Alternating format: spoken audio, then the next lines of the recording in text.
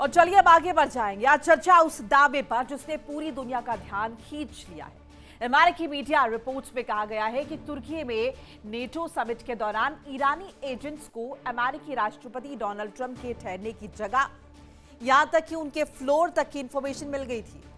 इसके बाद अमेरिकी सुरक्षा एजेंसीज ने कथित तौर पर उनका ट्रैवल प्लान बदला और उन्हें दूसरे विमान से रवाना किया गया। खुद ट्रंप ने भी कहा कि जिस विमान से वो पहुंचे थे उसी पर हमले का खतरा सबसे ज्यादा था और सुरक्षा कारणों से उन्हें एयरपोर्ट के केटरिंग ट्रक के जरिए चुपचाप दूसरे विमान तक ले जाया गया।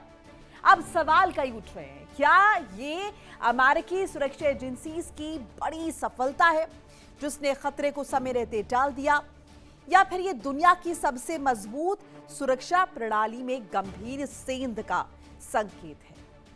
क्या ईरान अमेरिका के बीच बढ़ते तनाव का असर अब राष्ट्रपति स्तर की सुरक्षा तक पहुंच चुका है? हालांकि इन दावों की स्वतंत्र और आधिकारिक पुष्टि अभी सार्वजनिक रूप से नहीं हुई है, लेकिन अगर ये सही साबित होते हैं तो इसके अंतर्राष्ट्रीय सुरक्षा और अमेरिका ईरान संबंधों पर दूरगामी प्रभाव पड़ सकते हैं।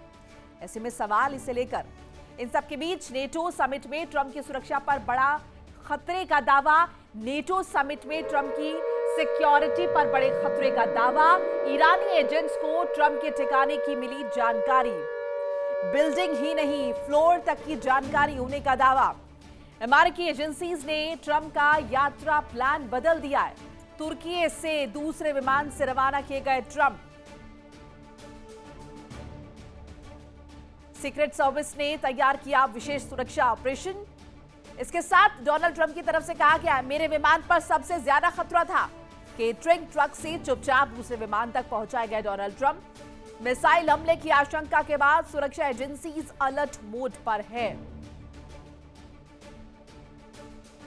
तो सवाल इस बात को लेकर कि इसे एक सेंध के रूप में देखा जाए या फिर इसे कामयाबी माना जाए। डोनाल्ड ट्रंप ने खुद दावा किया है कि उनके विमान पर सबसे ज्यादा खतरा था, उसके बाद उन्हें केटरिंग विमान से ले जाया गया, यानी कि जो ट्रैवल प्लान था उसे फिर बदलना पड़ा।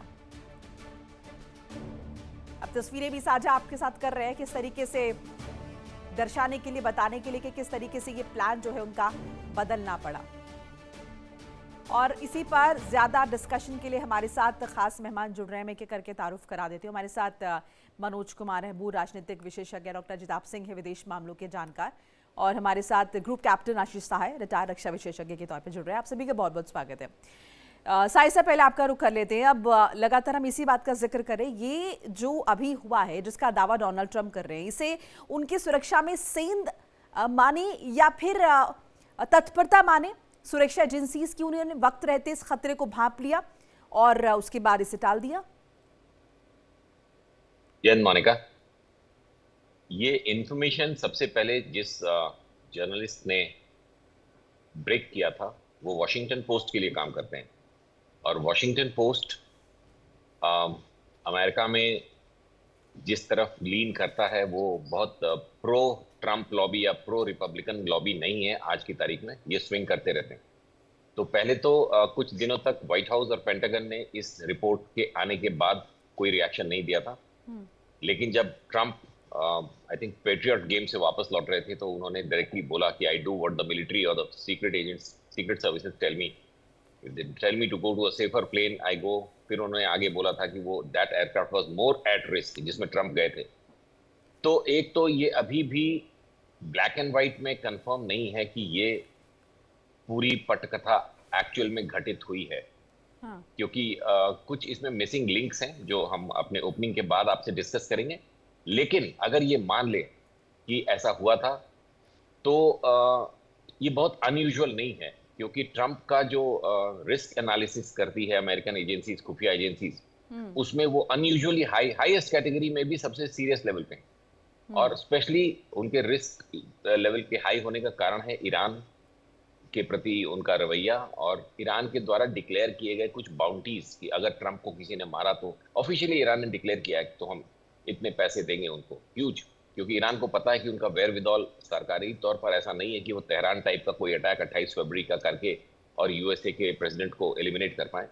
तो वो लोन वुल्फ अटैक टाइप की चीज या जो बहुत ज्यादा वो अगेंस्ट ट्रम्प के लोग हैं, अमेरिका में ही रहते हैं, उनको भी ये वो मतलब कुछ फायदे देने की बातें करते रहते हैं, ताकि कोई भी बंदा जो अमेरिका के या ट्रम्प के ईरान फिलॉसफी से नाराज है वो उनको कुछ हार्म पहुंचा पाए।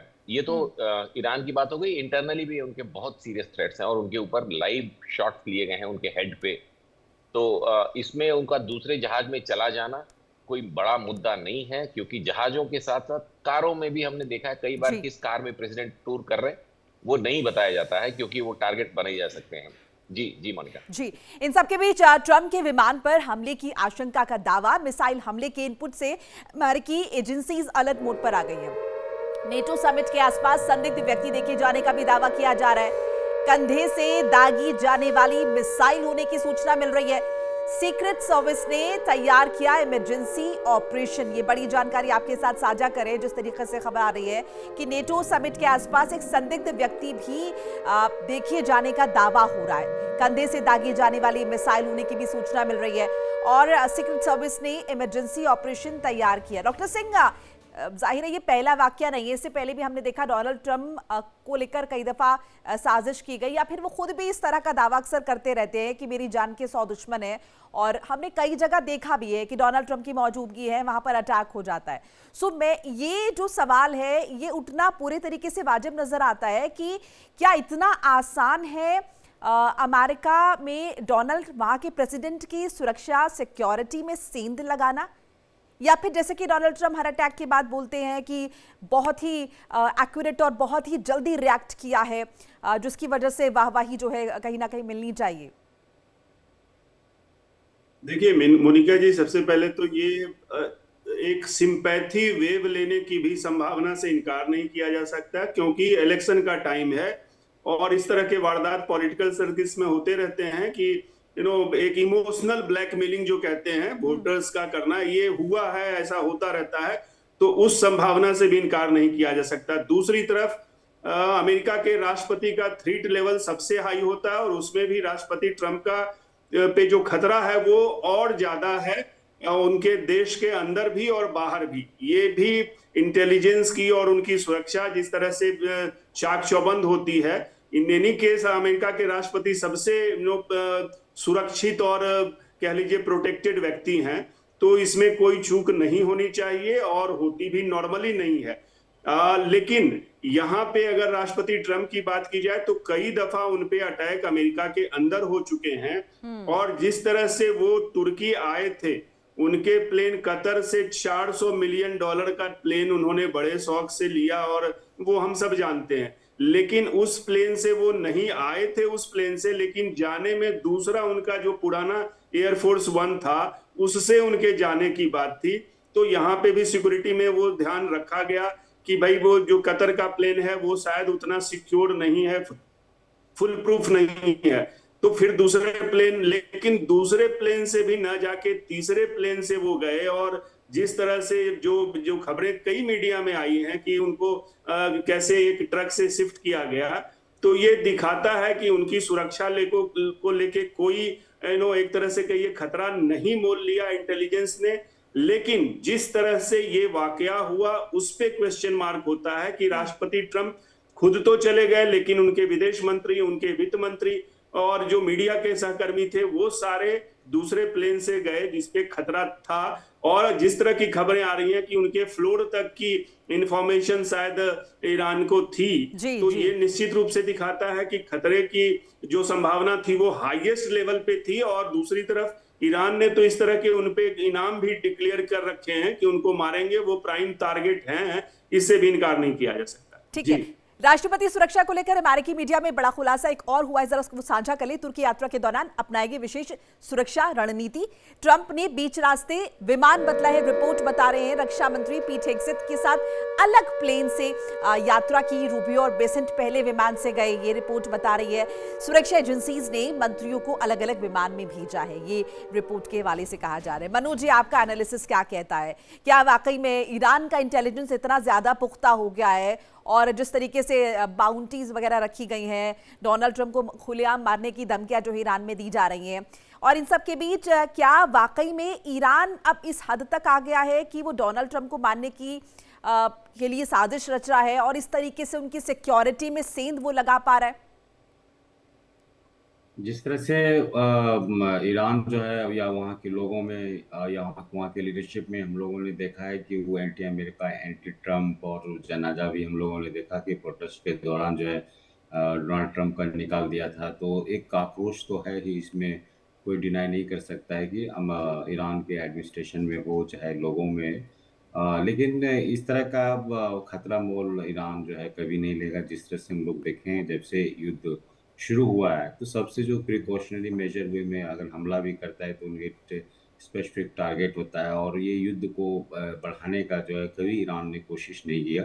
उतना ही लिमिटेड वे में ही हम लोगों ने देखा है अब तक कि जो है वो वार किया है। तो ईरान जो है इतना कितना भी पावरफुल क्यों ना हो, लेकिन इतना वो हिम्मत नहीं कर सकता है कि डोनाल्ड ट्रम्प कहीं जा रहे हो और वहाँ पे हमला कर दे। हम लोगों ने देखा कि सेकेंड वर्ल्ड वार के बाद जो है जापान ने किस तरह से अमेरिका पे जो है हमला किया था, और फाइनली जो है 2 एटम बम अटैक हुआ था जापान पे। तो स्वाभाविक है कि हिस्ट्री भी सबको पता है और इस तरह का खतरा मोल जो है ईरान नहीं ले सकता है। लेकिन जिस तरह से हम लोग देख रहे हैं कि डोनाल्ड ट्रम्प के साइड से जो भी स्टेटमेंट्स आ रहा है वो कंट्रोवर्शियल आ रहा है, और वो जितने भी स्टेटमेंट देते हैं वो सोचते हैं कि हमारे लिए, अमेरिका के लिए वो फायदा में हो। और चूंकि इलेक्शन आने वाला है, एक यानी आपको लग रहा है कि ये एक ड्रामा हो सकता है, ये प्रोपोगेट डोनाल्ड ट्रम्प की तरफ से किया जा रहा होगा, इसमें कोई सच्चाई नहीं होगी? क्योंकि इससे पहले भी हमें एक इंसिडेंट याद होगा, अभी तो रिसेंट में भी हुआ, उससे पहले जब एक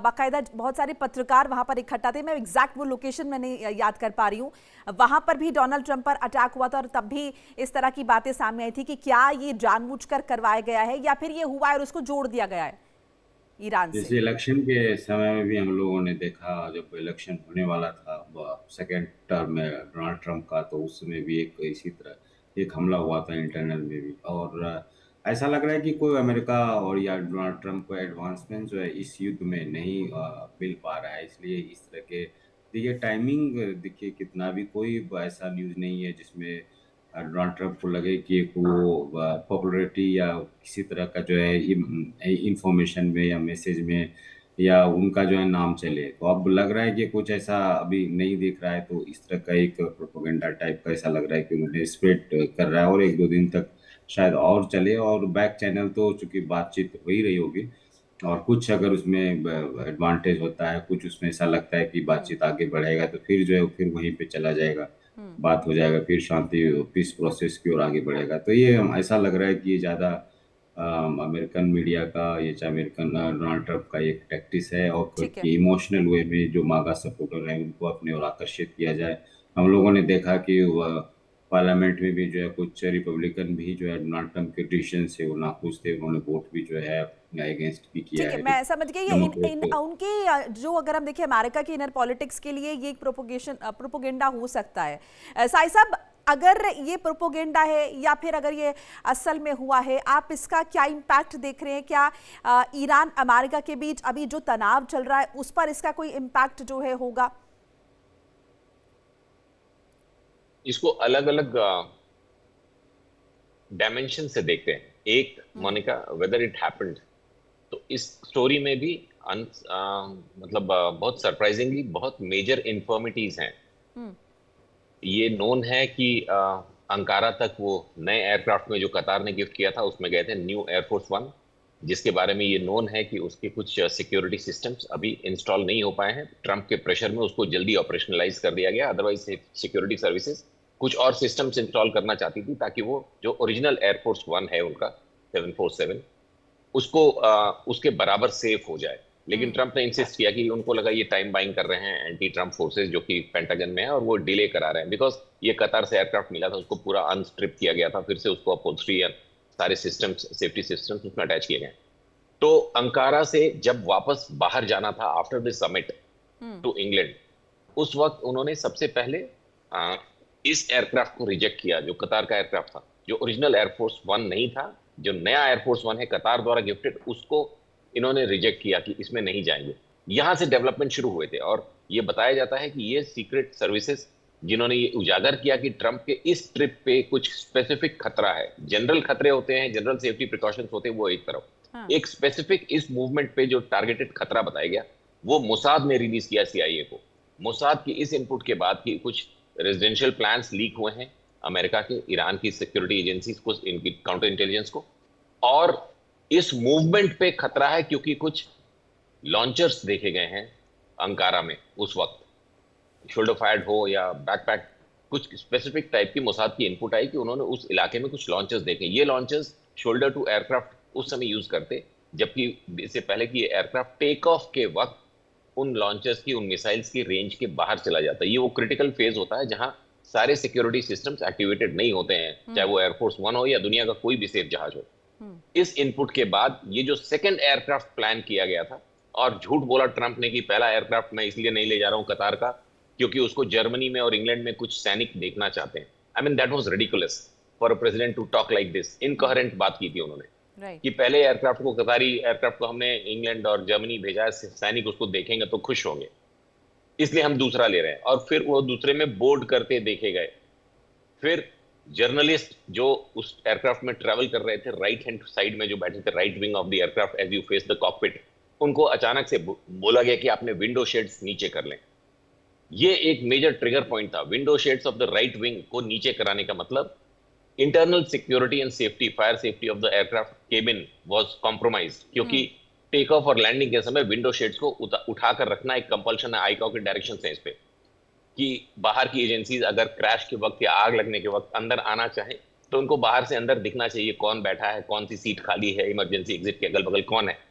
इसको वायलेट किया गया और यहीं से ये बात शुरू हुई कि उसके बाद एक कार्गो ट्रक आया और जी वो अचानक से ट्रंप उसमें बैठे और यहाँ से वो दूसरे C-32 जो वो भी बोइंग का एयरक्राफ्ट है लेकिन अमेरिकन मिलिट्री ने उसको स्पेशली यूज किया है अदर वीवीआईपी मूवमेंट्स के लिए। लेकिन मोनिका, जब ये एयरक्राफ्ट यहां से चलकर इंग्लैंड में लैंड किया, द ओरिजिनल एयरफोर्स 1, क्योंकि इन्होंने कॉल साइन चेंज नहीं किया, अगर ट्रंप चेंज ओवर होते तो कॉल साइन C-32 का एयरफोर्स 1 हो जाता, लेकिन इन्होंने एयरफोर्स 1 को ही एयरफोर्स 1 कॉल पे फ्लाई किया। जबकि कायदे से टेक्निकली स्पीकिंग एक बार जब वो एयरबर्न हो गया, खतरे से बाहर चला गया, तो उसका कॉल साइन चेंज हो सकता था अगर प्रेसिडेंट उसमें थे, नहीं थे तो। अब ये जब इंग्लैंड में लैंड किया है तो इसी एयरक्राफ्ट से, ओरिजिनल एयरफोर्स 1 से ट्रंप उतरते हुए देखे गए। यहीं पे सबसे बड़ा लकूना है कि अगर वो इस एयरक्राफ्ट से निकाल दिए गए थे और दूसरे छोटे एयरक्राफ्ट में बैठ गए थे जिसमें पीट हेग्सेथ फाइनली बोर्ड किए थे, the senior most person boards the last, तो पीट हेग्सेथ को देखा गया था वो दूसरे C-32 में बोर्ड करते हुए, और उसके बाद वो एयरक्राफ्ट लॉक कर दिया गया था और it also took off for the same destination. ये पहले से प्लान थे, दोनों एयरक्राफ्ट को जाना था इंग्लैंड, क्योंकि ये पूरी team all the eggs in the same basket नहीं रखना चाहते थे। तो कुछ मिनिस्टर्स ओरिजिनल एयरफोर्स 1 में थे और कुछ मिनिस्टर्स C-32 में थे, जिसमें ये जिन दो लोगों का Besant, secretary of treasurer and secretary state, दोनों ओरिजिनल एयरफोर्स 1 में थे। पीट हेग्सेथ एंड कुछ मिनिस्टर्स दूसरे वाले में थे, जिसमें ट्रंप को बोला गया कि बाद में वो उसमें चले गए। वापस इंग्लैंड में लैंड करने के बाद ट्रंप इसी ओरिजिनल एयरफोर्स 1 से उतरते देखे गए, जबकि ये प्रोटोकॉल है कि जब ये एयरक्राफ्ट इंग्लैंड में लैंड करेगा तो पूरा एरिया सैनिटाइज रखा जाता है, एयर स्पेस को क्लोज कर दिया जाता है, कोई भी व्हीकल या व्यक्ति इस जहाज के आसपास नहीं आ सकता है जब तक कि पूरा प्रोटोकॉल सेटअप ना हो जाए, ट्रंप उसमें से डिसएम्बार्क ना कर जाए। तो इनको वापस इस एयरक्राफ्ट में कैसे डाला गया, इतने बड़े एयरफील्ड पे जहां चारों तरफ चप्पे चप्पे पे कैमरास थे, सिक्योरिटी थी, और कोई भी गाड़ी आके इस जहाज से सट नहीं सकती थी क्योंकि अब केटरिंग का सामान नहीं लाना था, ये लैंड कर चुके थे, जर्नी कंप्लीट हो चुकी थी। How has Trump boarded back the main air force 1? एक ये मुद्दा है, और इसके आगे अगर आप परमिट करें तो कुछ और। बिल्कुल, अभी वक्त की थोड़ी लिमिटेशन है साहिब साहब, लेकिन वाकई में बहुत सारे ऐसे सवाल आपके इस एनालिसिस के बाद खड़े हो गए हैं जो कि जाहिर है इनके जवाब आने बाकी हैं और देखना होगा और क्या क्या रिपोर्ट्स जो है निकल कर आती है। इन सब के बीच हॉर्मुज़ पर डोनाल्ड ट्रंप का बड़ा दावा भी जरा दर्शकों को बताते चले। ईरान को डोनाल्ड ट्रंप ने खुली चुनौती दे दी है। स्ट्रेट ऑफ हॉर्मुज़ पर अमेरिका का कंट्रोल है। अब देखिए, कंट्रोल को लेकर लगातार दोनों ही पक्ष अपना अपना दावा ठोक रहे हैं। स्टील की दीवार बनी अमेरिकी नौसेना, ये दोहराया गया है अमेरिका की तरफ से। ईरान को डोनाल्ड ट्रंप की खुली चुनौती। देखिए, दोनों तरफ से एक दूसरे को जो है बार बार चेता रहे हैं। डोनाल्ड ट्रंप का बड़ा दावा, ईरान को डोनाल्ड ट्रंप की खुली चुनौती। स्टील की दीवार बनी है अमेरिकी नौसेना। एक बार हॉर्मुज़ स्ट्रेट का भी जिक्र कर लेते डॉक्टर सिंह, और अभी क्या स्थिति नजर आ रही है। डोनाल्ड ट्रंप की सिक्योरिटी के बारे में बात कर लिया, प्रोपोगेशन किस तरीके से चल रहा है उस पर भी, और ये जो तस्वीर नजर आ रही है इसके पीछे भी बहुत कहानी बड़ी हो सकती है। कुछ पक्ष रखने की कोशिश आई साहब ने की है, लेकिन ये जो स्ट्रेट ऑफ हॉर्मुज़ को लेकर हम स्थिति देख रहे हैं, हम ये भी देख रहे हैं कि स्ट्रेट ऑफ हॉर्मुज़ के साथ बाबल मंडेप में भी क्या हालत हो गई है। अभी फिलहाल स्ट्रेट ऑफ हॉर्मुज़ को लेकर आपको क्या नजर आता है? एक बार फिर से वो होड़ शुरू कि किसका ज्यादा दावा पुख्ता है? देखिए, स्ट्रेट ऑफ हॉर्मुज पे निश्चित रूप से नाकाबंदी है, दोनों की है, ईरान की अंदर से है और अमेरिका की बाहर से है, वो ऑफिशियली हम सब जानते हैं। लेकिन इस बीच जो खबरें आ रही हैं वो थोड़ी सी डिस्टर्बिंग है। एक तो बड़ी खबर चल रही है कि अमेरिका के अब्राहम लिंकन जो युद्धपोत है उस पे सैनिकों में एक असंतुष्टि है, और ये खबरें बड़ी जोर शोर से चल रही हैं कि इतनी तक आ रही हैं कि शायद 7 सैनिकों की आपस में, नौसैनिकों की झड़प हुई है, 7 उसमें नौसैनिक मर भी गए हैं, इस तरह की अपुष्ट खबरें आ रही हैं। दूसरी तरफ वहां हाइजीन के इश्यूज हैं, फूड के इश्यूज हैं, कई तरह के इस तरह के इश्यूज आ रहे हैं, क्योंकि वहां पे मई तक ये अब्राहम लिंकन को, या जो 5000 लगभग नाविक और सैनिक हैं उस पे, उनको रहना था, और वो 8 महीने से ज्यादा वहां रहना है। तो एक तरह से साइकोलॉजिकल कहिए, उनको मनोवैज्ञानिक भी कह लीजिए, उनकी मानसिक स्थिति है वो भी बहुत दुरुस्त नहीं है, ऐसी खबरें आ रही हैं। और ये अब अमेरिका शायद अब ये पहल कर रहा है कि अब्राहम लिंकन को शिफ्ट करके यूएसएस जॉर्ज बुश को वहां लाने की तैयारी हो रही है। एक तो ये खबर है। दूसरी ऐसी सूचना आ रही है कि अमेरिका, चूंकि वो क्लेम तो कर रहे हैं वॉल ऑफ स्टील और वगैरह वगैरह, लेकिन सच्चाई यही है कि वहां से शिप्स और टैंकर्स नहीं जा पा रहे हैं। मींस तेल की खास करके आवाजाही ठप है लिटरली।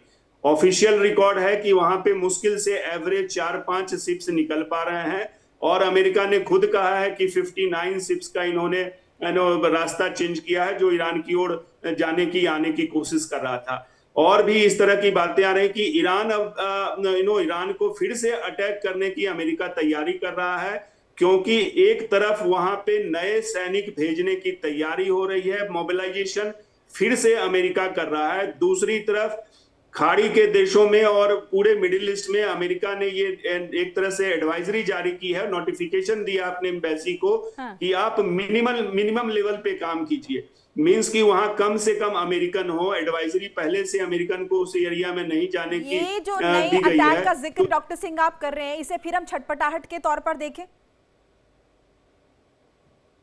जी, ये जो आपने जिक्र किया कि फिर से अटैक की तैयारी हो रही, इसे फिर देखें छटपटाहट के तौर पर कि स्थिति कंट्रोल में? बिल्कुल। देखिए, अभी तक कोई हश्र तो निकला नहीं है इस युद्ध का, और अमेरिका के राष्ट्रपति को इलेक्शन से पहले कोई ना कोई विक्ट्री चाहिए, सिंबॉलिक ही सही, उनको दिखाना है अपनी जनता को और दुनिया की कि वो सर्वशक्तिमान है और वो इस युद्ध में विजयी हो रहे हैं। तो इसलिए उनकी छटपटाहट ज्यादा है, इलेक्शन का मुद्दा है, और उसमें जो उनकी रिपब्लिकन पार्टी की जिस तरह से अभी उनकी नीतियों की, उनके युद्ध नीति की, उनकी आर्थिक नीति की वहां आलोचना हुई है और उसके निगेटिव इंपैक्ट देखे गए हैं, तो उनको कुछ न कुछ दिखाने के लिए चाहिए, और इसलिए वो छटपटाहट कुछ ज्यादा ही है। ठीक है। इन सब के बीच रक्षा मंत्री पीट हेगसेथ का ईरानी सरकार पर कड़ा बयान। अमेरिका अनिश्चित काल तक नाकाबंदी बनाए रख सकता है, अमेरिकी नौसेना स्टील की दीवार बना सकती है। ये एक नया स्टेटमेंट ईरान अमेरिका तनाव के बीच पीट हेगसेथ की तरफ से ईरानी सरकार पर। एक बार सुन लेते हैं, फिर आगे बढ़ते हैं। Indefinitely, the United States Navy can maintain a blockade like that because we'll rotate ships in and out as we have, and we'll continue to. And it's no other nation on Earth, no other Navy on Earth has the capability to have a wall of steel like the U.S. Navy, and then the willingness to use it as we have. So Iran knows it can't get in and out on this blockade, and they know that there's no timeline on it either. We'll hold it as long as. Manoj ji, अनिश्चित काल तक नाकाबंदी बनाए रख सकते हैं, कब तक? अनिश्चित काल कह तो दिया है, क्या वाकई में ये फिजिबल है? और फिर वो इलेक्शंस का क्या, उससे पहले जो चीज़ें सॉर्ट करनी है उसका क्या? और जो अपुष्ट खबरों का जिक्र डॉक्टर सिंह ने किया कि वहाँ पर सैनिकों के बीच भी अगर अब देखें कहीं ना कहीं डिससेटिस्फैक्शन आ रहा है, वो भी परेशान हो रहे हैं। सही बात है। जिस तरह की इंफॉर्मेशन आ रहा है वो ये भी कल आया था कि जो प्रेस सेक्रेटरी थे वो भी रिजाइन दे दिए। उनका ये मानना है कि मैं अपना फैमिली को देख रेख करूंगी। बहुत ही पॉपुलर प्रेस सेक्रेटरी थी वो डोनाल्ड ट्रंप का। तो अब धीरे धीरे जो है अब सबको ऐसा लग रहा है कि इस एडमिनिस्ट्रेशन के साथ रहने से, साथ देने से कुछ उनका करियर भी वो दांव पे भी लगा रहता है कि आगे चल के कुछ एडवर्स ना हो जाए। उसी ढंग से आर्मी पर्सनल भी तो लग रहा है कि थके हुए हैं। और सबसे अच्छी बात ये होता है कि कोई भी काम में अगर आपको एडवांसमेंट मिलता है, कुछ अचीवमेंट स्लो वे में भी अगर मिलता है, तो एक मोटिवेशन बना रहता है और ऐसा लगता है कि कुछ काम हो रहा है और वो आप ज़्यादा दिन तक उसको कंटिन्यू कर सकते हैं। लेकिन इस युद्ध में ऐसा लग रहा है कि सब कोई लेवल पे किसी को वो एडवांसमेंट नहीं दिख रहा है। उल्टे वर्ल्ड का जो इकोनॉमी पे जो एडवर्स इम्पैक्ट हो रहा है वो ज़्यादा दिख रहा है। जिस तरह से पीट हेग्सेथ का कहना है कि वो इंडेफिनिट तक रहेगा। बस ये लगता है जस्ट लाइक अ फ्रस्ट्रेशन है। और उसको लग रहा है कि अब अमेरिका जिस तरह से फंसा हुआ है इसको इससे बाहर निकलना अमेरिका के लिए बहुत ही मुश्किल लग रहा है। कि जिस तरह से जोग्राफिकल एडवांटेज को फ़ायदा उठाते हुए ईरान ने स्टेट ऑफ हॉर्मुज को जो बंद करके रखा है और आवाजाही पे नहीं का ज़्यादा कंट्रोल है। और स्टेटमेंट आते रहता है कि विदाउट परमिशन ईरान का कोई भी शिप जो है क्रॉस नहीं कर सकता है। तो ऐसा अब लग रहा है कि डोनाल्ड ट्रंप का जो एडमिनिस्ट्रेशन है वो अब फ्रस्ट्रेशन में आ गया है। कुछ दिख नहीं रहा है उनको इस युद्ध से। और जिस तरह से एक टॉक भी, एक आशा था कि दोनों देशों के बीच में कुछ टॉक होगा। और इजराइल का भी जो देख रहे हैं स्टेटमेंट जिस तरह से आ रहा है, डोनाल्ड ट्रंप ने कोशिश किया थी गाजा में शांति पीस प्रोसेस होगा, हमास को जो है डिसआर्म किया जाएगा। लेकिन आज नेतन्याहू का ये भी स्टेटमेंट आ रहा है कि जब तक नेतन्याहू जो है कंट्री का प्राइम मिनिस्टर रहेगा तब तक जो है फिलिस्तीनी स्टेट रहेगा ही नहीं। तो ऐसा लग रहा है कि नेतन्याहू भी जो है अपने लोगों को एड्रेस कर रहा है इजराइल में। जिस तरह से अक्टूबर में वहाँ पे भी इलेक्शन हो रहा है, नवंबर में अमेरिका में इलेक्शन हो रहा है। तो सब अब ऐसा लग रहा है कि इलेक्शन मोड में सब लोग दोनों कंट्री एटलीस्ट आ गए हैं। वहीं ईरान के लिए एडवांटेज ये है कि IRGC को इलेक्शन लड़ना होता नहीं है और कोई आने वाले समय में जो लोकतांत्रिक ढांचा है ईरान का उसमें कुछ ऐसा दिख नहीं रहा है। तो सभी यहाँ तो स्टेबिलिटी दिख रहा है और लोगों को सिर्फ मोटिवेट किसी न किसी रूप में, इमोशनल वे में हम लोग देख रहे हैं कि ईरान में यूनाइटेड रहे। वहाँ के लीडरशिप, चाहे प्रेसिडेंट हो चाहे स्पीकर हो, हम लोग देखते हैं कि बीच बीच में स्टेटमेंट आते रहता है।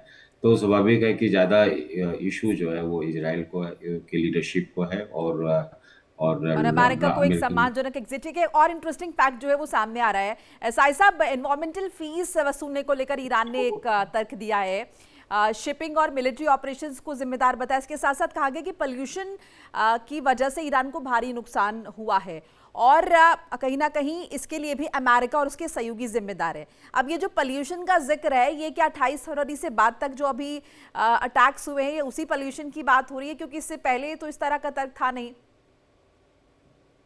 अभी जो माने का लेटेस्ट है वो बिकॉज केशम आइलैंड के पास बहुत मेजर ऑयल स्पिल हुआ है। तो ये जो क्लेंजिंग की बात कर रहे हैं, इकोसिस्टम डैमेज होने की बात कर रहे हैं, मैं पिछले 24 घंटे की बात कर रहा हूँ। तो उसमें ये एक नया डेवलपमेंट है। एक शिप के ऊपर फायर देखा गया सैटेलाइट से और उसके बाद very heavy oil spillage has happened close to Qeshm, जो नॉर्दर्न साइड ऑफ हॉर्मुज है।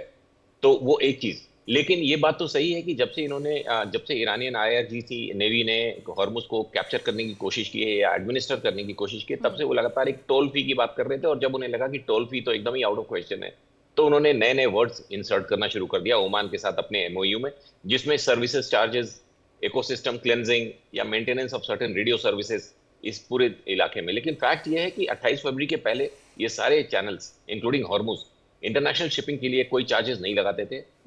इस समय उनकी डेंसिटी कम हुई पड़ी है। पहले 100 से ज्यादा शिप्स डेली पास करते थे, अब 5, 7, 10, बीच में जब खुला था तो कुछ दिनों के लिए 15, 20, 25 शिप्स पास किए थे। तो इसका कोई लॉजिक नहीं है। ये जिस एक जिद वाली बात है IRGC की, और इसी वजह से पिछले 10 दिनों से ज्यादा हो गया अभी तक इन्होंने IRGC या ईरान और ओमान के दरमियान हुए MOU को पब्लिक नहीं किया। इन्होंने वापस से उसको विड्रॉ कर लिया और कह रहे कि पहले नाकेबंदी खोलो, बिकॉज एट दिस स्टेज नाकेबंदी से ईरान को इस पूरे युद्ध के दरमियान 28 फरवरी से अभी तक सबसे ज्यादा हार्म हो रहा है। वहां का खाना पानी, क्योंकि कोई भी शिप आ जा नहीं पा रहा है। इराक बॉर्डर और पाकिस्तान अफगानिस्तान बॉर्डर, दोनों साइड के ईरान के जो बॉर्डर्स हैं उनको एब्सोल्युटली सील किया हुआ है। पाकिस्तान से जो ट्रक्स जाते थे बाई रोड ईरान को, उनको अमेरिका अच्छे से मॉनिटर कर रहा है, तो उसमें भी बहुत ही सिलेक्टेड मेडिकल एड्स एंड कुछ एसेंशियल्स जा पा रहे हैं। तो इस समय ईरान की आर्थिक दशा, सामाजिक दशा बहुत खराब है, इसीलिए वो अब डेस्परेट हो गए कि किसी तरह नाकेबंदी खुलाओ। और यही बात पीट हेग्सेथ, डोनाल्ड ट्रंप, डैन केन ने समझ रखी है कि अभी ये काफी सक्सेसफुल हो रहा है, और जब तक IRGC वापस से हॉर्मुज में हमले नहीं शुरू करेगी तब तक फेज 2 ऑफ ये वॉर शुरू नहीं होगा। Trump is in no hurry. हाँ, जो डॉक्टर अजताब ने सही बताया कि जो रिजेंटमेंट हो रहा है नेवल सैनिकों में, वो मैटर ऑफ कंसर्न है। मैंने खुद इस तरह के फाइटर कैरिंग शिप्स पे ट्रैवल किया हुआ है, मुझे पता है ऑक्सीजन की बहुत कमी हो जाती है हाई सीज में, क्योंकि वहाँ ग्रीन प्लांट्स नहीं होते हैं, तो ऑक्सीजन डेंसिटी कम हो जाती है, उससे मेंटल इंपैक्ट्स होते हैं, आप ज्यादा रेस्टलेस होने लगते हैं। और अगर बहुत लंबा चलता है विदाउट अ लैंड ब्रेक, बीच में अगर ये शिप किसी पोर्ट पे नहीं गया और आप बाहर नहीं गए, तो एक मेंटल इश्यूज होते हैं। वो सारी अगेन टेक्निकल चीजें हैं। जी मोनिका। राइट। और पीट हेग्सेथ की तरफ से कहा भी गया कि जहाज हम बदलते रहेंगे, लेकिन नाकाबंदी हमारी अनिश्चित काल तक ये जारी रहेगी। बहरहाल कुल मिलाकर एक बार फिर से वो होड़ शुरू हो चुकी है। शुक्रिया आप सभी का हमारे साथ जुड़ने के लिए, अपनी कीमती राय साझा करने के लिए। होड़ इस बात को लेकर कि हॉर्मुज पर असल में नियंत्रण किसका है, असल में कब्जा किसका है, दोनों तरफ से अगर हम देखें तो ये दावा किया जा रहा है। अमेरिका की तरफ से कह दिया गया, पीट हेग्सेथ को आप सुन भी रहे थे, कि जब तक हम चाहेंगे अनिश्चित काल के लिए जो है यहाँ पर हम ये नाकाबंदी वो बनाए रख सकते हैं। वहीं ईरान का ये कहना है कि बिना ईरान की मर्जी के यहाँ पर कुछ भी पॉसिबल नहीं है। अभी की स्थिति जस की तस है, यथास्थिति बरकरार है, यानी कि कुछ भी हाथ नहीं लग पाया, सब कुछ अभी सिफर ही नजर आ रहा है। देखना होगा कब ये स्थिति जो है ये फिर से सामान्य होती है। 28 फरवरी से पहले की स्थिति जो है वो होती है हॉर्मुज स्ट्रेट में, और एक बार फिर से एक्सपोर्ट और इंपोर्ट जो है वो बहाल हो पाते हैं। एक छोटा सा ब्रेक लेना होगा, खबरें लगातार जारी, फौरन हाजिर हो।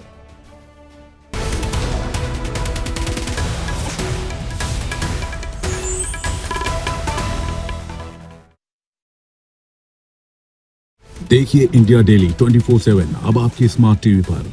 इंडिया डेली मौजूद है सभी डिजिटल प्लेटफॉर्म पर लाइव और लगातार। इंडिया डेली 24/7 हर दिन राष्ट्र को समर्पित।